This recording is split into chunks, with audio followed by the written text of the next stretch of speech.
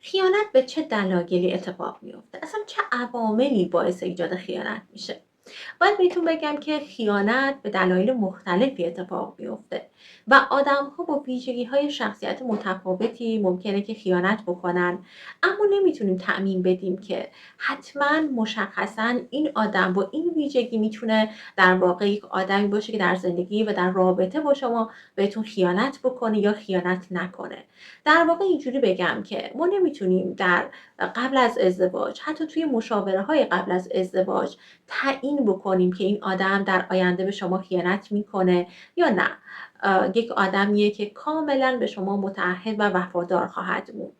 اما شاید بتونیم یه سری از ویژگی هایی که در این آدم پیدا میکنیم، اینکه مثلا چقدر آدمیه که میتونه روی هیجانات خودش کنترل داشته باشه، با این ویژگی ها و شناسایی این ویژگی ها میتونیم در واقع این عامل رو در واقع مشخص بکنیم. اما میگم به صورت کامل این اتفاق نمیفته و معمولا توی مشاوره قبل از ازدواج در واقع درستش اینه که ما تمرکز داشته باشیم روی اینکه آدم‌ها از لحاظ شخصیتی و از لحاظ روانی چقدر سلامت روان درشون وجود داره، چقدر شخصیت سالمی دارن، چون این عوامل هست که میتونه به یک ازدواج خوب، یک ازدواج موفق و یک رابطه سالم در زندگی کمک کننده باشه.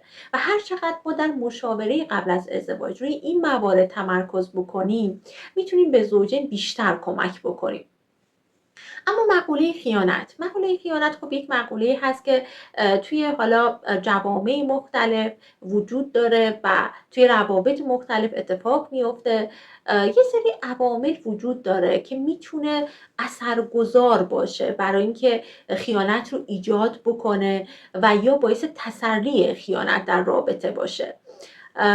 مثلا عواملی به این که شما چقدر توی روابطتون مرزبندی وجود داره، توی روابطی که با آدم‌ها برقرار میکنید، روابطی که با دوستانتون دارید، روابطی که با اقوام و فامیلتون دارید، با همکارانتون دارید. این مرزبندی چقدر برای شما وجود داره؟ مرزبندی بین خودتون در ارتباط با اونها و در ارتباطی که اونها با شما دارن. چون مرزبندی ها وقتی مشخص باشه، نه به صورت خشک، به صورت انعطاف پذیر. وقتی به صورت انعطاف پذیر باشه، هر کسی حد و مرزی در رابطه برای خودش میذاره و از اون در واقع حد و مرز خارج نمیشه، فراتر نمیره، چون اگر فراتر بره میدونه که با چه چیزی میتونه روبرو بشه. معمولا توی روابطی که افراد با همدیگه دارن، حالا به عنوان همکار، به عنوان در واقع دوست، به عنوان حالا اقوام دور و نزدیک، به عنوان همسایه، توی مراوداتی که با همدیگه دارن، اگر این مرزبندی ها یک مرزبندی در واقع مشخصی نباشه، مبهم باشه، میتونه باعث بشه که مشکلاتی رو ایجاد بکنه، میتونه باعث بشه که در واقع در خیانت در واقع توی به عنوان یکی از عواملی باشه که خیانت رو سرعت ببخشه و باعث بشه که در واقع خیانت رو ایجاد بکنه.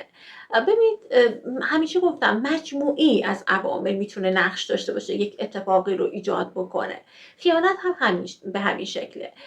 نمیتونیم بگیم که اون عامل فقط به تنهایی میتونه تاثیرگذار باشه. اینکه ویژگی های شخصیتی اون آدمی که خیانت میکنه چه چیزی هست، چه ویژگی های شخصیتی داره، چقدر در واقع آدمیه که میتونه روی خودش کنترل داشته باشه، میتونه هیجانات خودش رو کنترل کنه، میتونه خودش رو مدیریت بکنه توی مواقع و موقعیت‌های مختلفی که براش ایجاد میشه.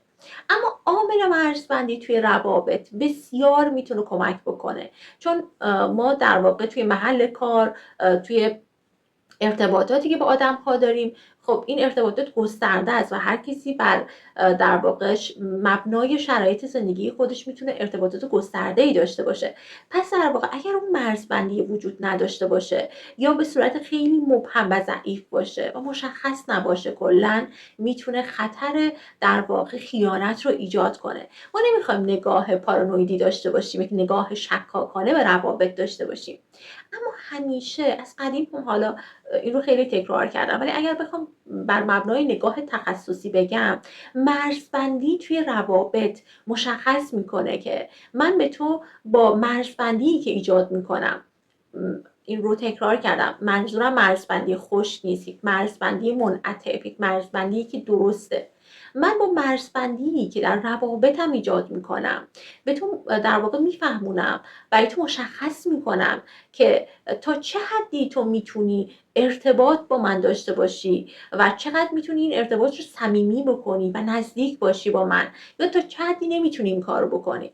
مثلا مراوداتی که ما با دوستانمون، با اقوام نزدیکمون داریم، مسلما اون مراوده ای نیست که با همکارانمون در محل کار داریم. اینها باید یک مرزبندی براش وجود داشته باشه. من نمیتونم اون قدری که با دوستم صمیمی هستم، با اعضای خانواده‌ام صمیمی هستم، همون رفتار رو و همون صمیمیت رو همکارم داشته باشم. مسلمه که نباید این اتفاق بیفته، چون اگر این اتفاق بیفته در واقع یه سری خطرات میتونه ایجاد بکنه در رابطه من با همکارم.